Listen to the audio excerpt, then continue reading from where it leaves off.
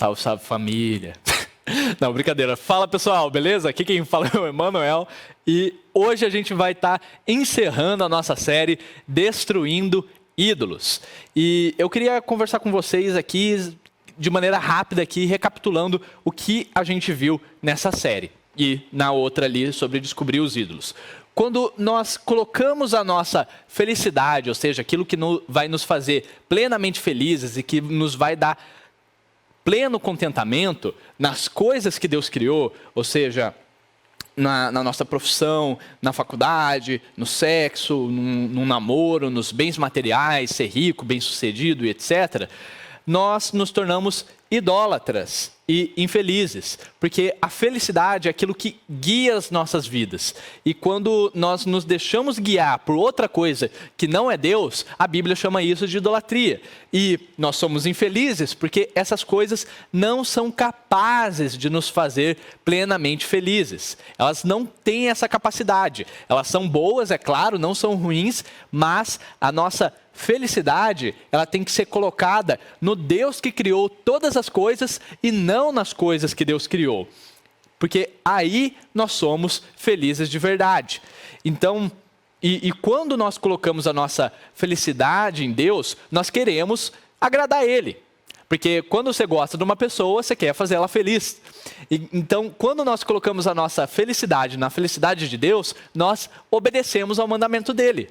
Porque o que Jesus mesmo ele diz: aqueles que aceitam meus mandamentos e lhes obedecem são os que me amam. Então, na medida que nós obedecemos a Deus, quanto mais a gente obedece a Deus, mais a gente ama Ele. E não só quanto mais a gente chora num louvor, quanto mais a gente escuta música evangélica, não. O principal é a gente obedecer às palavras dEle, é obedecer aos mandamentos dEle. E isso, de fato, mostra que a gente ama Ele.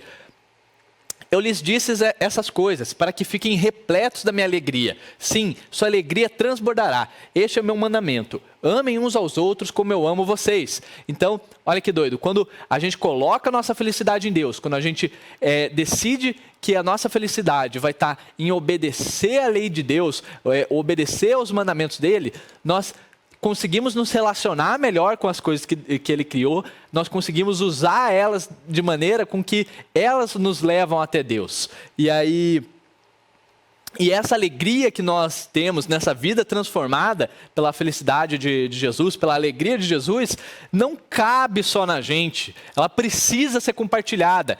E todo esse amor que a gente recebe faz com que a gente haja de maneira parecida com que Jesus agiu conosco. Quando a gente ama Jesus acima de todas as coisas, nós obedecemos o seu principal mandamento, que é amar os outros da mesma maneira com que Ele nos amou. Então, o primeiro mandamento de amar a Deus acima de todas as coisas só é cumprido quando a gente cumpre também o segundo mandamento. Um mandamento não consegue ser cumprido sem o outro. Então, Jesus, quando nós aceitamos o que Jesus ele fez por nós e nós multiplicamos essa alegria amando os outros, nós nos tornamos verdadeiramente cristãos, pequenos cristos. E Jesus ele fala disso de maneira diferente aqui através da parábola do semeador, que ele fala como diferentes pessoas reagem à palavra dele, como diferentes pessoas reagem aos mandamentos dele. E olha o que ele diz aqui no final dessa parábola: as que caíram em solo fértil, as sementes que caíram em solo fértil, representam os que ouvem e entendem a mensagem e produzem uma colheita 30, 60 e até 100 vezes maior do que a quantidade semeada. Ou seja, quando nós colocamos a nossa felicidade em Jesus, todas as pessoas à nossa volta ganham, todas as outras pessoas à nossa volta ficam mais felizes, ficam mais alegres, porque elas começam a desfrutar de uma pessoa que multiplica o amor de Deus na vida delas. E quem não quer ter pessoas à sua volta que multipliquem o amor de Deus, que amem elas do mesmo jeito que Jesus amou aquelas pessoas? Gente, esse é o mundo perfeito.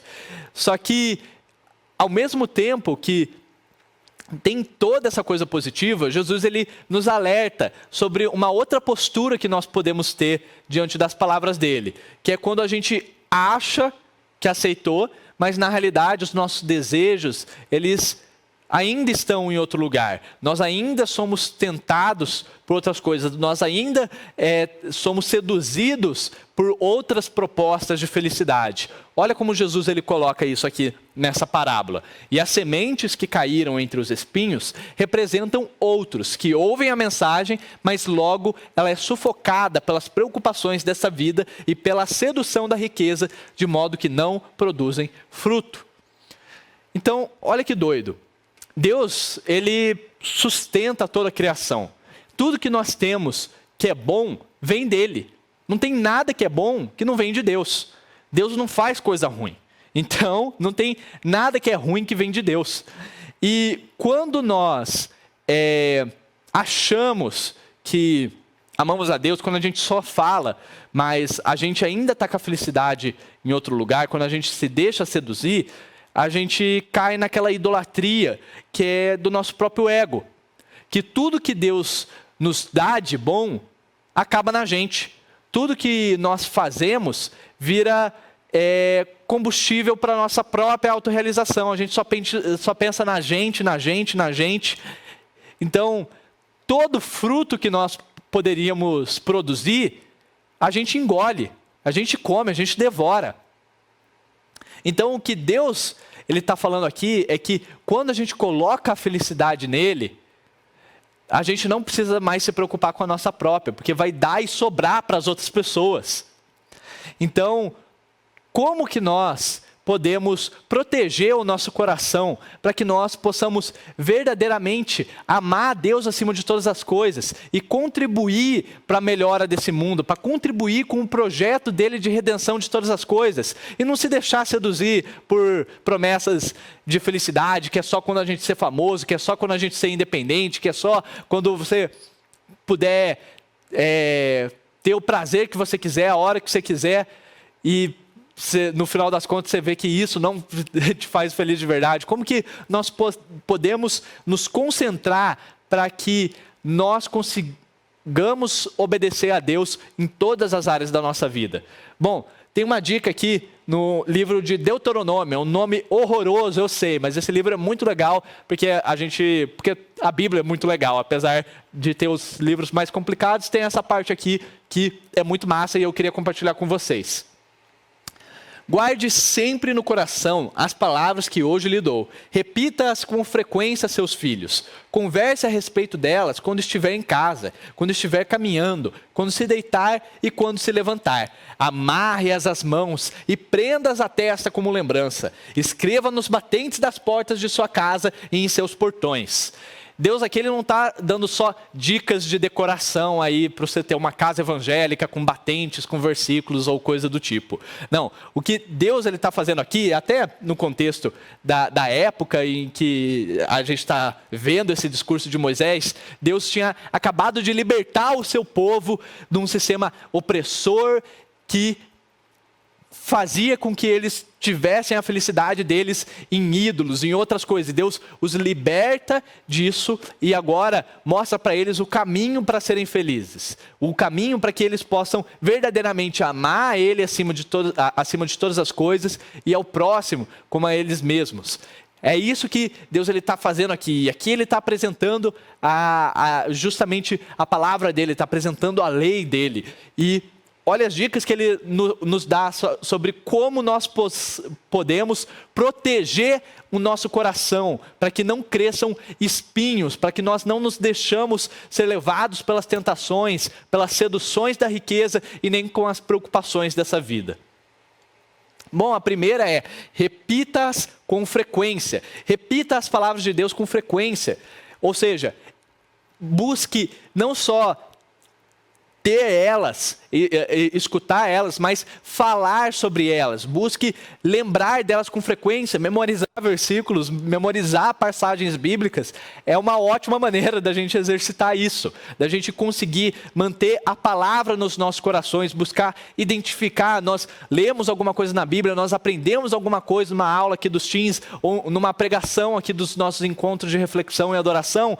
Busca identificar isso na sua vida, busca aplicar isso na sua vida, busca falar coisas que tenham a ver com isso, busca ver como que isso se encaixa no seu cotidiano, busque traçar relações, converse a respeito delas, quando estiver em casa, quando estiver caminhando, quando se deitar e quando se levantar. Ou seja, se você está dentro de casa, conversa sobre a Bíblia, conversa sobre a palavra de Deus, sobre o que Deus está fazendo no mundo. Quando você estiver fora de casa, faz o mesmo. Quando você estiver deitado, faz o mesmo. Quando você estiver de pé, faz o mesmo. Ou seja, tudo o que você fizer, aonde você estiver e como você estiver, tem a ver com o que Deus está fazendo na história. Então, não só busque ter essa consciência, mas se coloque em momentos que você possa conversar sobre essas coisas, sobre coisas que você viu, você tem aprendido a obedecer a Deus e tem aprendido a encontrar felicidade nele. As outras pessoas também precisam disso. Então, fora que quando nós conversamos com os nossos outros amigos que têm essa mesma fé em Jesus que nós temos, que buscam as mesmas coisas que a gente aprende mais. Então, por exemplo, o grupo pequeno é um ótimo lugar para você conversar a respeito da palavra de Deus. Então, se hoje você não está engajado num grupo pequeno, se engaja agora. Ou aproveita no grupo pequeno que você já está engajado para conversar, expor suas dúvidas e falar sobre o que Deus ele expõe na sua palavra. E a outra coisa, amarre essas mãos e prendas a testa como lembrança. Não está falando aqui, claro, de dica de estilo, de você andar com os versículos amarrados, ou você ter uma bandana ali 100% Jesus, que nem o Neymar nas Olimpíadas passadas. Não passada não, porque foi a de Tóquio. Mas enfim, gente. Enfim, busca sempre trazer a palavra de Deus para o seu contexto. Sempre esteja buscando mais de Deus e traçando relações, buscando aplicar o que Deus ele diz em todas as áreas da sua vida. Então, se a gente chegar em algum momento e pecar por algum motivo, se a gente perceber que cresceram espinhos no nosso coração, mesmo tentando aplicar todas essas coisas, que a gente se lembre das palavras que João escreveu na sua primeira carta, que é: meus filhinhos, escrevo-lhes essas coisas para que vocês não pequem. Se contudo alguém pecar, temos um advogado que defende a nossa causa diante do Pai, Jesus Cristo, aquele que é justo. Então, na aula passada, nós conversamos sobre como Jesus ele fez tudo o que a gente precisava para ser feliz. Como que na cruz, Jesus ele realmente nos faz justos e que nos e a maneira como ele nos capacita a amar e a obedecer a Deus de fato, que antes nós não conseguimos, mas hoje, habitando nele, estando nele e ele estando na gente, nós conseguimos fazer isso, nós conseguimos obedecer. Então, lembre-se sempre que há sempre chance de recomeçar.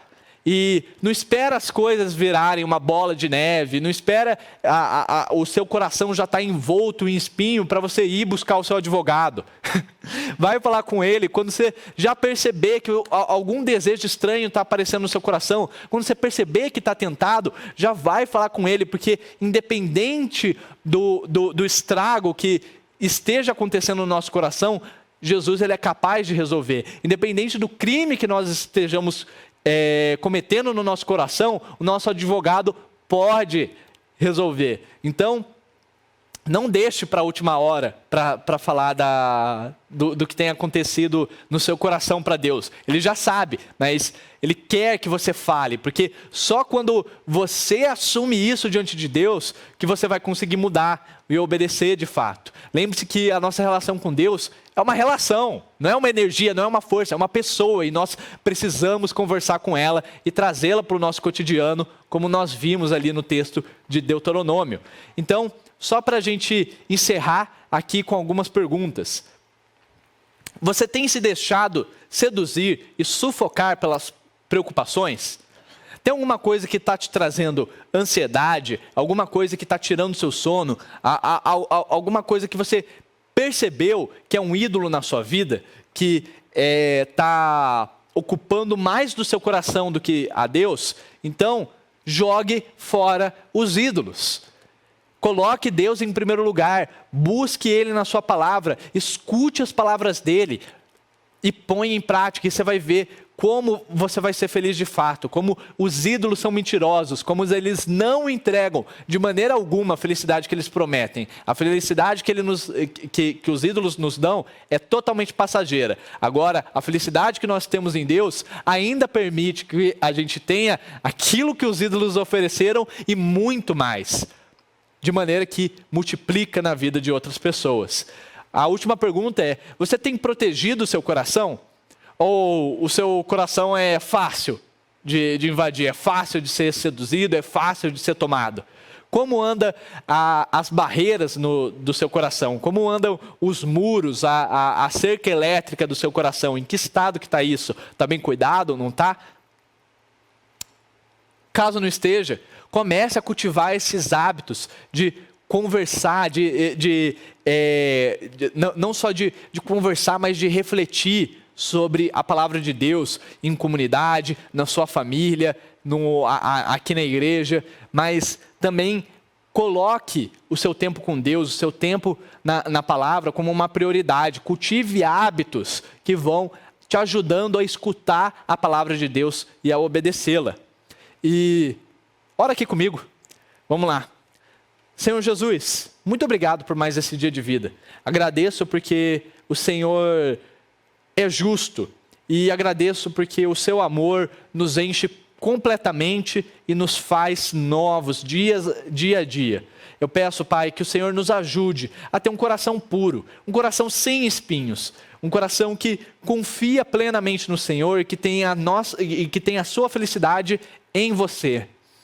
Pedimos, Pai, que o Senhor nos faça novos. Pedimos que o Senhor nos ajude a derrubar os espinhos, que o Senhor nos ajude a confiar em você de maneira mais plena. E que o Senhor possa jogar fora todo ídolo que tem mentido, seduzido, arrastado e trazendo peso e preocupação, ansiedade e angústia para o nosso coração. Em Cristo, o justo, nós oramos e agradecemos. Amém. Então é isso, pessoal. Se você gostou dessa aula, compartilha ela com seus amigos. E deixa o like, se inscreve, todas essas coisas aí. Então é isso. Muito obrigado e tchau, tchau. Até a próxima. Eu não tenho uma saída aqui agora. Tentei copiar o Flow. Como que o pessoal do Flow encerra? Agora eu não lembro, nunca escuto até o final. Mas enfim, falou, gente.